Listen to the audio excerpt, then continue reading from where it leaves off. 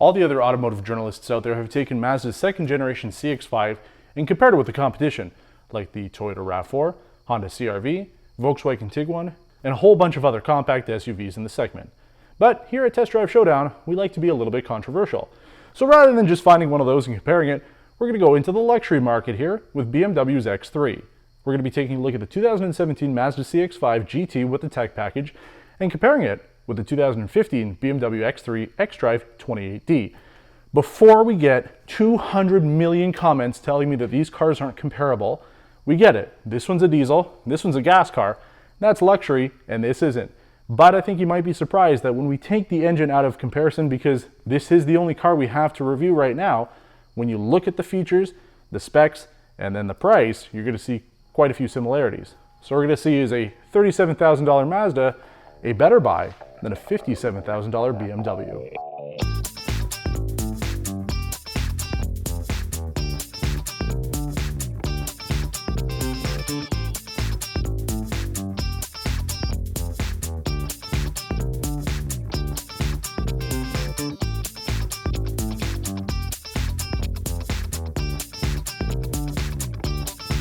The BMW X3 is 4 inches longer and 1 inch taller than the CX-5, but overall conforms to the same compact SUV formula. Parked side by side, both vehicles appear to be virtually the same size and shape. Out back, both cars have LED running and brake lights, but the CX-5s are sleeker and blend better with the dark blue paint. The CX-5's rear liftgate and rear end tails off sooner, whereas the X3 has a steeper rear windshield and more trunk space. Both cars have power rear liftgates. Typically with the luxury segment, BMW adds $1,800 for active LED headlights, whereas the CX-5 has full LED headlighting included. BMW's lighting package adds LED lights to the door handles for easy access at night. Power folding mirrors are available on the X3, but not on the Mazda, but a front windshield wiper defroster is. Both of these compact SUVs have a lot going for them. So let's see what's different on the inside. The 2015 X3 xDrive28d is finished in saddle brown leather trim with the M Sport seats up front and 40-20-40 folding seats in the back. BMW's interior design has been spot on with this era of vehicles. The M Sport wheel is wrapped in soft leather and multifunction controls. The cluster has plenty of information to display, and iDrive is easily our favorite infotainment system on the market right now. The wood trim throughout the door cards and center console work well for this interior. Switching over to the Mazda, we find one of two interior color options, black leather in this case.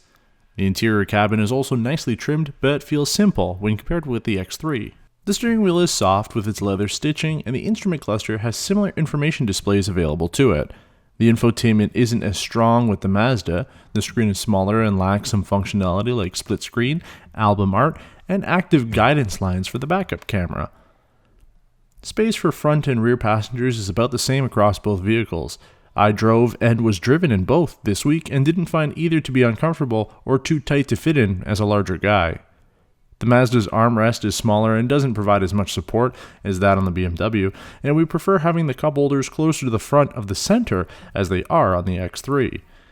The backseat area on the Mazda has some surprising features. The outer seats have heat, plus under the armrest are two 2-amp USB outlets for device charging. The closest thing the BMW has is a 12-volt outlet in the trunk. Rear heated seats are optional on the X3, and manual rear sunshades are available if you get the $4,900 premium package essential, something unavailable on the Mazda. Speaking of things not available on the Mazda, we found it very surprising that this vehicle doesn't come with parking sensors, at least on the back. Mazda doesn't offer sensors on the CX-5, and they're only available as a standard option on the CX-9 GT and Signature trims, something BMW has been offering for more than 20 years now. You get a few other features with the CX-5 over the X3, such as traffic, home link, radar cruise control, active brake support, active lane keep assist, and a color heads-up display, though these are optional features available on the X3 for an extra $4,000. Now that you've seen the differences between these two compact SUVs, let's get behind the wheel of the X3 and see what sheer driving pleasure feels like. So as I mentioned at the beginning of the video, we're not going to talk about the engine with either one of these cars. We've reviewed this car. and we've done obviously the video for the CX-5 recently. So if you want to know a little bit more about the engines for these cars, you can take those out. But since this is a diesel, even though it's got roughly the same amount of horsepower, it has about 100 foot-pounds more torque. So it would be very unfair to compare. And then also the fact, this car gets about between 1,000 and 1,100 kilometers range compared to the CX-5, which is a lot less. We're not going to talk about the engines. We're going to talk about everything else, though. Seat comfort, first thing is what you'll notice. This is the M Sport package, so you get the sport seats. And they are kind of comparable to the ones in the CX-5, but I'd say that these are a lot firmer. And I'd say that they're a little bit more comfortable. You get the leg bolsters at the bottom. And overall, I feel more comfortable sitting in these seats, but that's also a big upgrade. You got to pay to have the sport package with this car, which adds things like the seats. And then when we look about visibility around, the mirrors are slightly different. I find with the BMW ones, they're a little bit taller, more of a round shape than on the CX-5. But visibility out the windows is pretty good. Back window is quite large. I can see everything that I need to out of that, and that's also because the back of this car is a little bit more flat, whereas the CX-5 kind of tapers off quicker, like some of the smaller compact SUVs that they've been making. The BMW has a little bit more upper headroom there for whatever you're putting in the trunk, which also makes it a little bit easier to see out of the back of the window. When we talk about the actual driving comfort and feel of it, we go around little bumps here. As we always say, these roads are crap, but even the slight little changes here that I'm making to the steering wheel are instant response with the car. Like we always find that with BMWs, is the steering is quite responsive and really feels a little bit more refined than on a lot of the other cars that we've driven, and obviously the one that we're comparing it to. And then suspension, it's going to be quite different with the M Sport package here. It's not as soft as the one that you get with the normal car. So again, we're comparing two vehicles that are slightly different here. But with the Sport package, the suspension feels a little bit more firm than it does on even the xDrive28d that we reviewed earlier this year. That was a little bit softer. This is firmer, but that's what you get having 19-inch rims, which are the same on the CX-5, but you get 19-inch rims. You have the M Sport package with a little firmer suspension, and you have things like sport mode on the car, which we're not going to be talking about either, but you do get a little bit more for it, and again, adds to the price of the vehicle. The interior trim is quite different, and both of them have quite a bit going for them. With the BMW here, the wood trim feels a little bit higher quality. It's like a glossy wood trim, whereas in the CX-5 it is kind of plastic. The dashboard is plastic on this. It's a softer kind of material here above the center console, but your door cards here are all stitched leather or leatherette, much like the CX-5. So you do get some similar things. I find that the layout with this car is also quite nice. It's the same design that BMW's been using for their interiors for a while now. We've got a bigger screen, and it's built into the dashboard rather than it just being stuck on top as an afterthought. So it feels a little bit nicer. Screen's bigger.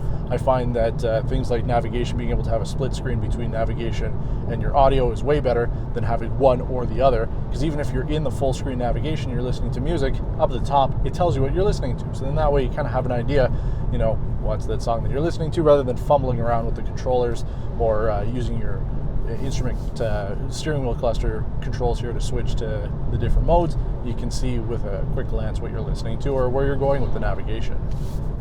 So one of the other things that you won't get with the CX-5, even if you wanted to, you do have the panoramic sunroof at the top here. So the front part opens up if you want to have some air. And then the back passengers too have the moonroof there, since it goes the extent of the roof. That's something that's not offered currently on the CX-5, along with front and rear parking sensors. I was very surprised that car did not have either, even as an option. You can't get them installed, whereas with BMW, they've been doing it for quite some time now. So you have it built into iDrive, so as you're backing in and using your camera to be able to help you navigate into a spot, the parking sensors will help to show you really how close you are, because I find with all of these cars, it is kind of tough to see with that camera exactly how close you are. And then obviously as you get to the end of the cars, either side of the back, those cameras really do have a fisheye lens. It's hard to really see if you're going to be hitting anything or not. So having parking sensors really makes sense, and that's something that is really nice to have on this car.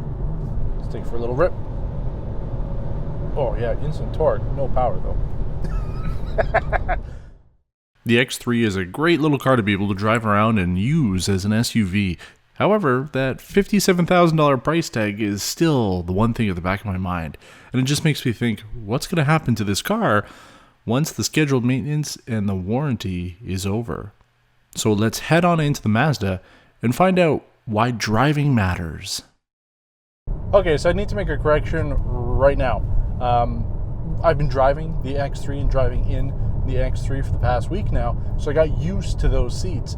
And I found that things like the leg support at the bottom are quite nice, but they are quite a bit stiffer than the seats here on the Mazda. And we went on a longer trip today with this car, and I gotta say that the seats are way better in this. The perforation certainly helps to be able to keep your back and bottom cooler, which is something that the sport seats on the X3 do not have. And overall, I mean, I just feel like I fit a little bit better in these, even though there are side and bottom bolstering, not leg bolstering, but the rest of the bolsters are, you know, relatively cushioning. I don't seem to have a problem sitting in it, so I'm quite comfortable for long distances in this car over the X3. Now, when it comes to the drive and ride, as we mentioned, the X3 has the M Sport package, which makes things a little bit more stiff when you compare it to even a regular non-M Sport X3. So this car certainly feels a little bit nicer going over the bumps. And one of the other things too, you know, the rims on the X3 are 245 45 R19s. The ones on here are 225 55 R19s. So the X3s are thicker, but are lower profile. These ones, there's less tire, but they're a little bit thicker, which helps with the ride quality. So I find that going over bumps and really just overall the ride performance of this car is quite a bit better. And the other thing too, it's a brand new car compared to the X3, which has about 60,000 kilometers on it. So there's a bit of a difference there when you're comparing them. And the position that we're in, we would obviously love to be able to have brand new cars all the time to be able to review, or at least vehicles with the same condition when doing a showdown like this. But as I mentioned earlier, we do have what we have access to. The X3, as equipped, had a lot of the same features that this car has. Both have blind spot monitoring, both have a forward collision warning system, though the Mazda's is also with autonomous braking. Things like lane keep alert is on the X3, whereas a active lane keep assist is on the Mazda. The heads-up display, for instance, on this car, which comes with the technology package, requires you to fork over even more money with the X3. The rear heated seats, more money with the X3. Traffic and road sign recognition are also additional features for the X3, which come with this.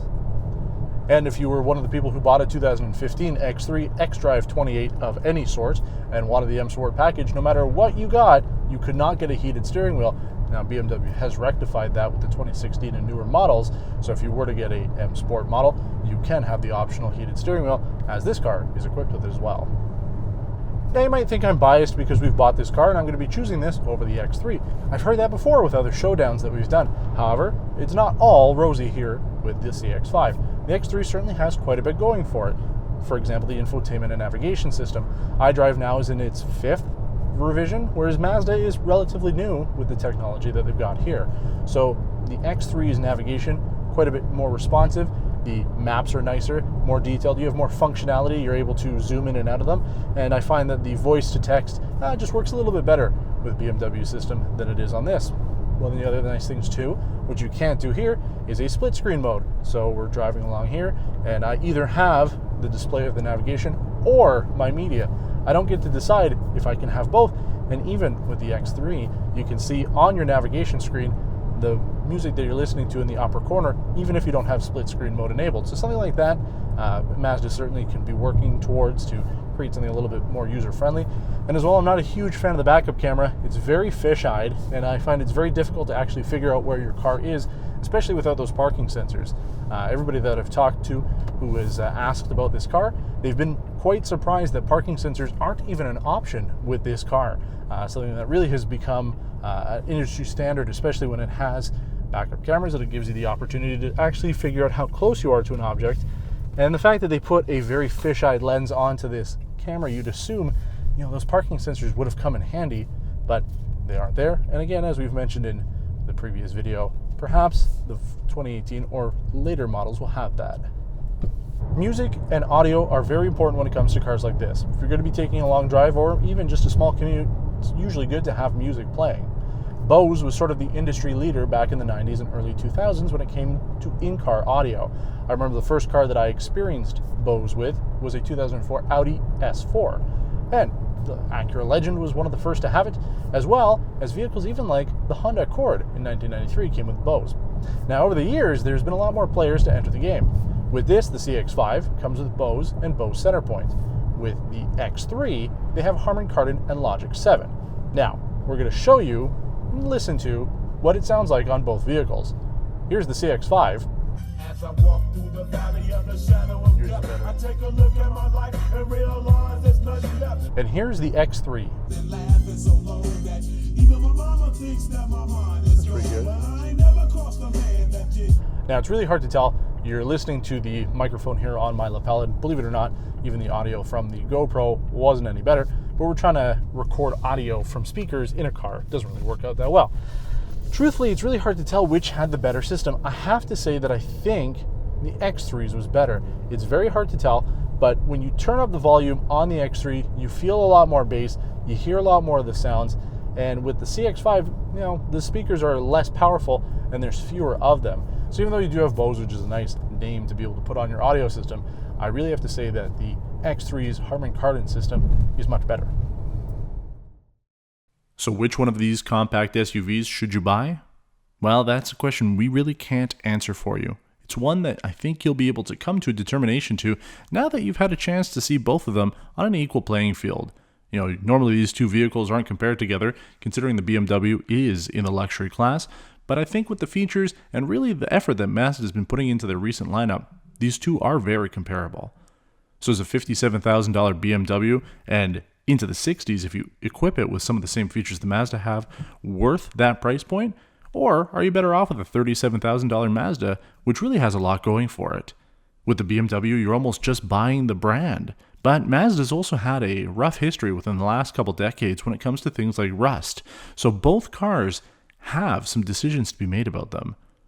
I hope that you've enjoyed our episode of Test Drive Showdown on compact SUVs.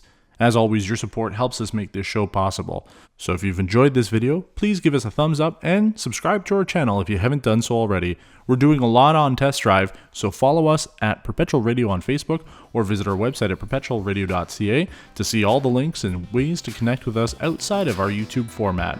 Until next time, take care.